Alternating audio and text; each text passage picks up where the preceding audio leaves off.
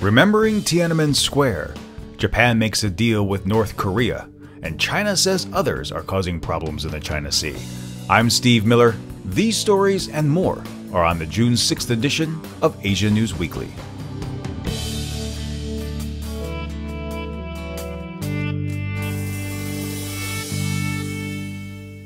Hello everyone, and welcome to this week's show. Now, before we get to this week's news, I would like to take a moment to remember two poignant events that took place this week. June 4th marked the 25th anniversary of the Tiananmen Square massacre. It was a student-led democracy movement that began in the spring of 1989. Now, I was in college, and I remember watching China's youth assemble, peacefully protesting in the days leading up to when the military would roll in. Perhaps the most iconic scenes from the protest was when one lone individual stood before a column of tanks, trying to dissuade them from moving forward. He waved his arms about, shouting at the driver, until others finally pulled him away. It was a move that took great courage and still provides a stellar example of how conviction can inspire others to take action. Even now, as we look back on the events, and to those some 300 who lost their lives, we remember.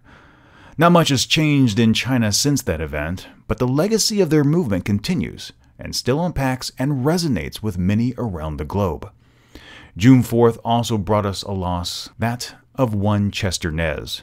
Now, the name probably isn't familiar, but it is an important one. At 93, he was the last of the Navajo code talkers that served in World War II. Nez and his compatriots created an unbreakable code that is generally attributed to greatly advancing the Allied efforts in the Pacific. Now, I never met Nez, but while attending college, one of my friend's grandfathers actually was a code talker. And I heard the stories he told his families about the events that took place during the Second World War, and felt an overwhelming sense of debt. You see, my uncle was captured on Bataan in the Philippines and served 4 years as a Japanese POW. If it hadn't been for the code talkers, I'm not sure I would have ever had the chance to meet him. The loss of Nez and others from the greatest generation will be felt, and I wonder who in this modern age will stand the test of time to inspire those who follow.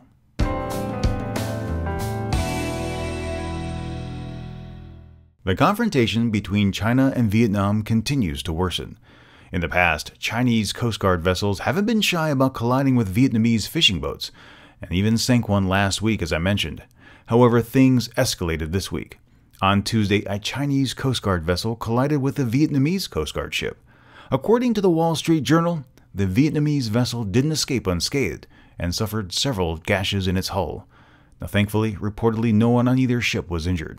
Still earlier at the Shangri-La dialogue held in Singapore, United States Secretary of Defense Chuck Hagel spoke on the situation. Quote, China has undertaken destabilizing unilateral actions asserting its claims in the South China Sea. The United States will not look the other way when fundamental principles of the international order are being challenged. We will uphold those principles. End quote. Chinese President Xi Jinping responded, quote, we will never stir up trouble, but will react in the necessary way to the provocations of countries involved. End quote. Now, what exactly is necessary depends on which side of the fence you're on. Repeatedly ramming and sinking vessels isn't something I would call necessary. Japanese Prime Minister Shinzo Abe told the gathering, ASEAN states had the utmost support from Japan. So what exactly can be done to resolve the issue without further confrontation or escalation into armed conflict? Is legal action the answer? Thus far, China has resisted all calls for it to participate in arbitration. If you'll recall, the Philippines has lodged a formal complaint against China in The Hague, but China hasn't responded and has said it doesn't intend to. Philippine Foreign Affairs spokesman Charles Jose said, we continue to urge them to participate in the arbitration so that they will be able to clarify their claim as represented by the 9-dash line. The diplomat's Zachary Keck believes the key to de-escalation may actually rest with Japan. He reasons that if Japan changes its current stance that there is no sovereignty dispute over the Senkaku Diaoyu Islands and takes China to court, the ruling could have a domino effect in the region. He predicts a likely ruling in favor of Japan, and while China wouldn't be bound by the decision, on the international stage, they lose footing to their claim. It's a rational pathway to resolution through legal, not lethal means grounded in international law. It would then set up further court cases by ASEAN partners to bring the entire China Sea matter to a close. The idea is a little on the idyllic side, but provides a roadmap without conflict. I don't think China will actually go down this road, but what do you think? If Japan offered to take China to the international court to settle their dispute, will China take Abe up on it? And could it lead to further court cases? Be sure to let me know in the comments or on Twitter. Coming up in just a few minutes, did Japan make the right call in making a deal with North Korea?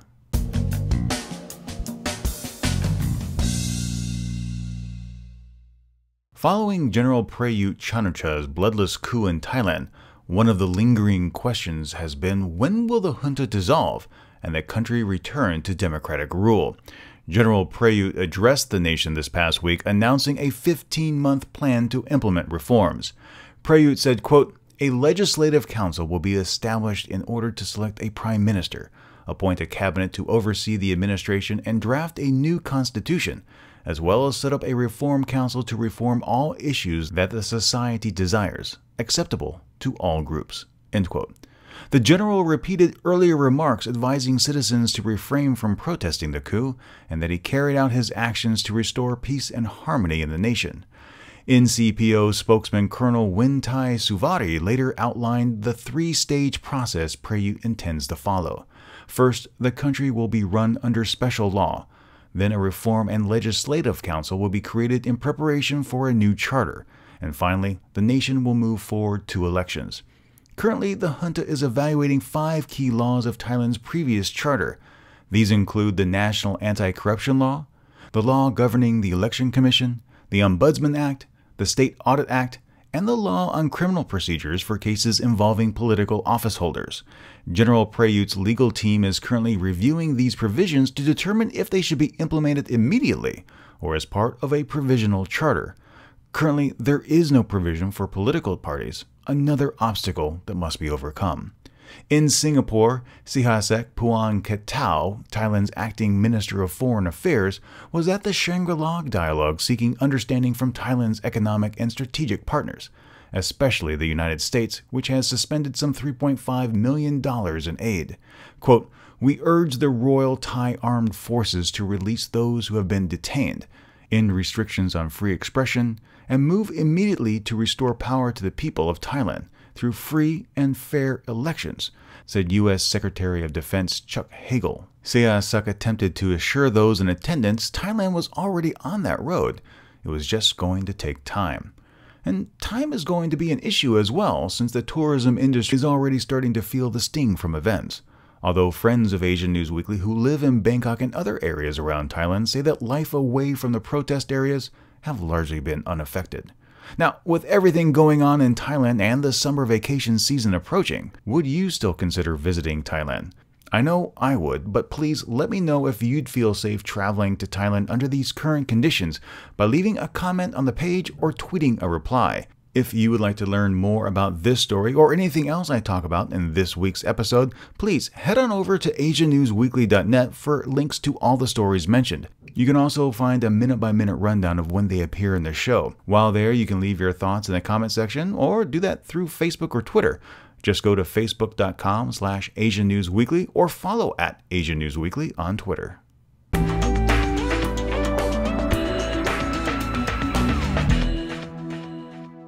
Last week, Japan announced a groundbreaking decision to ease sanctions against North Korea, provided they hold true to their word to revisit investigations on missing Japanese citizens presumed abducted by the state. As a result of the Japan-North Korea talks, the North Korean side promised to the Japanese side that it will make a comprehensive and thorough investigation into confirmed and suspected abductions, Prime Minister Shinzo Abe told reporters. In keeping with the promise, it will set up a special commission for the investigation. Now, while the deal doesn't affect sanctions issued by the United Nations, Japan will look to increase humanitarian aid to North Korea. During the 1970s and 1980s, North Korea abducted 13 Japanese citizens. North Korea has said 8 died, but 5 did return home. However, without concrete proof the 8 missing abductees are in fact dead, some wonder if they are still being held in North Korea and used to train spies. Quote, "Our mission will never end until the day comes when families of all abduction victims are able to embrace their children with their own arms," Abe said. North Korea released this statement through its official news agency. The Japanese side reclarified its will to settle its inglorious past, solve the pending issues, and normalize the relations together with the DPRK side. The DPRK side agreed to simultaneously conduct a comprehensive survey of all Japanese, including the remains and graves of remaining Japanese spouses, victims of abduction, and missing persons. End quote. While the discussions between North Korea and Japan were hardly secret, the deal caught Seoul off guard. A government official speaking to the Chosun Ilbo said, quote, "There are areas of the agreement that the government here may find sensitive to accept. We have no reason to block Japan's effort to investigate the abductions of its citizens, but there has not been enough communication between South Korea and Japan on the matter." End quote. Now, that is surely an understatement, as South Korea and Japan are only now starting to work together on regional matters. Quote, "From a humanitarian standpoint, our government understands Tokyo's position about the Japanese nationals abducted by North Korea. But regarding the denuclearization issue, South Korea, the United States, and Japan share the view that the international cooperation against a nuclearizing North Korea should continue. In this regard, we will carefully watch the developments," said Seoul's foreign ministry via a press release. The announcement has also prompted South Korea to ask North Korea to address its requests regarding some 1,000 POWs and citizens it accuses of being held, and to expand family reunion programs. Now, I don't see this agreement between North Korea and Japan as anything other than a win for the DPRK. Promising to further investigate the matter is hardly a way to solidify concrete proof of what happened to the 8 missing Japanese nationals. In the interim, North Korea gets additional aid with minimal effort on their part. However, recently, North Korea has been keeping its word with South Korea regarding family reunions, so there is a chance the DPRK may follow through on their pledge. But it's too early to tell if that will happen, or if they'll continue the bait-and-switch game after getting what they need. What are your thoughts on the issue? Did Japan make the right call by giving aid to North Korea in exchange for information on 8 citizens who've been missing for some 30 years? Leave your comments on our site, Facebook, or Twitter. And coming up a little later, domestic unrest in an Indonesian city.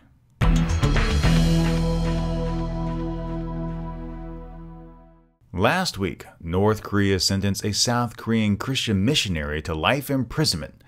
Kim Jong-uk was convicted of state subversion and espionage. North Korea accused Kim of spying on behalf of South Korea with a desire to carry out hostile acts against the reclusive state. Quote, "The accused admitted to all his crimes. He committed anti-DPRK religious acts, malignantly hurting the dignity of the supreme leadership of the DPRK overseas," the KCNA said in an English version report. North Korea said Kim intended to set up an underground church as a ruse to garner information about Pyongyang's movements.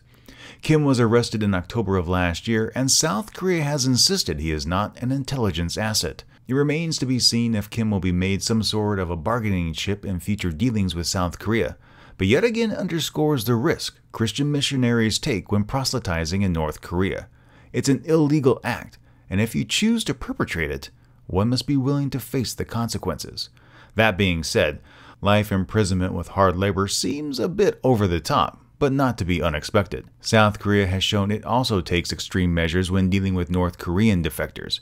In April, it came to light that South Korea's National Intelligence Service forged documents to incriminate a North Korean defector. To go to that length to secure a conviction over an alleged crime is equally harsh. In this instance, and with American Kenneth Bae, the lesson to take away is don't go to North Korea and proselytize. Chances are you're going to get caught and made an example of. But what are your thoughts on individuals who enter countries where proselytizing is illegal? Should their home countries advocate for their release, or did they willingly assume the risks?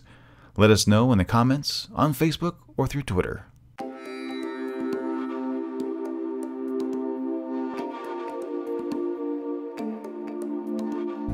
Are you interested in Asia? Then check out our second podcast, Asia Now. It features stories, conversations, and news taking place in Asia now. It's available through iTunes, Stitcher Radio, TuneIn, and of course our own website, asiannewsweekly.net.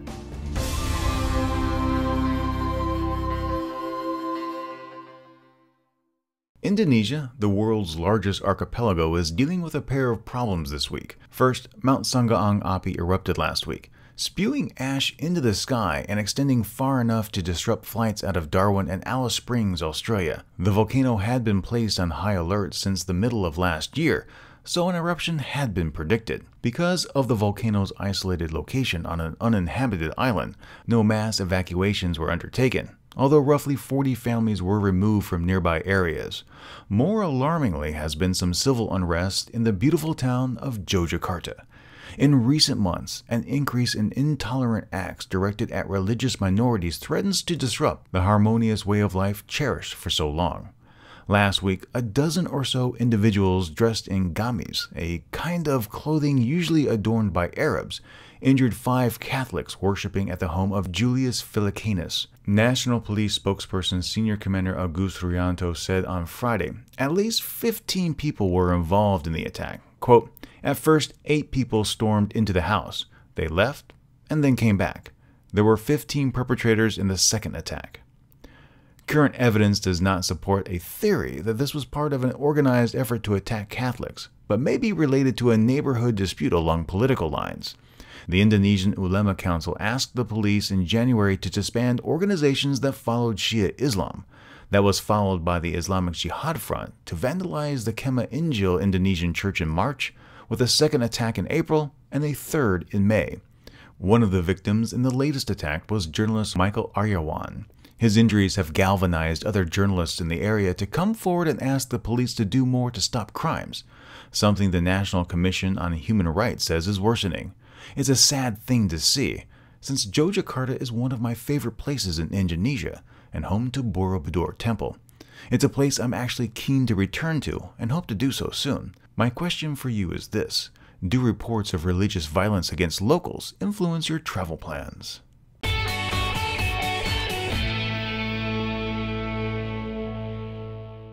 Taiwan has seen scores of protests in recent months, but it's not the only city in China where citizens are starting to stand up and make their voices heard. Thousands of youths in Macau recently gathered in opposition against a proposed bill to give what they called were excessive retirement packages and provisions to give all sitting government officials immunity from criminal prosecution. Protesters are said to have numbered near 20,000 and generated enough momentum for the local government to withdraw the provision. This is one of the larger protests in Macau, which has only been a part of China since 1966. The transition from being a Portuguese settlement to being assimilated into China also went far smoother than that of neighboring Hong Kong. Macau is currently the global leader in gambling, boasting a revenue stream 7 times that of Las Vegas and an unemployment rate of less than 2%. These events show leaders that even in a communist nation, they simply can't implement policies that place them beyond the reach of the law, because residents, even in economically robust areas like Macau, will stand up demanding what is right. What remains to be seen is if these actions in Taiwan and Macau will spread further across China.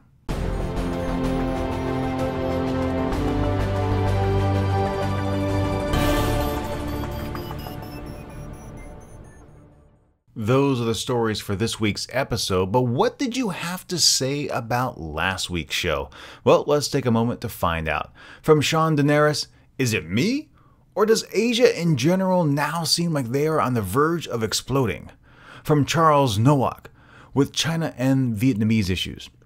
I would say that Japan and the United States should have some kind of summit or conference between China and Vietnam before it gets way out of control, where the United States might have to put troops in Vietnam in case of war. And August Hayek had this to say about Japan's collective self-defense.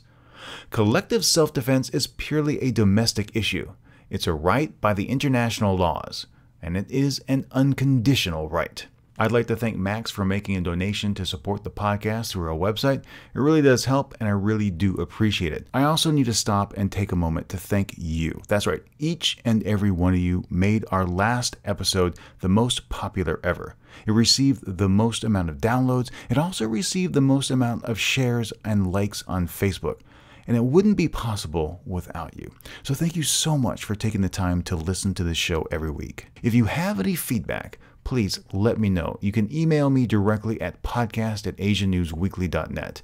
You can also download all of our shows through our website, but you can also listen to them on iTunes, Stitcher Radio, and now TuneIn. That's right, I've added the show to TuneIn Radio, so that is another avenue for which you can download and listen to our show. That's it for this week's episode. I'm Steve Miller, and until next time, stay true to yourself and always be awesome.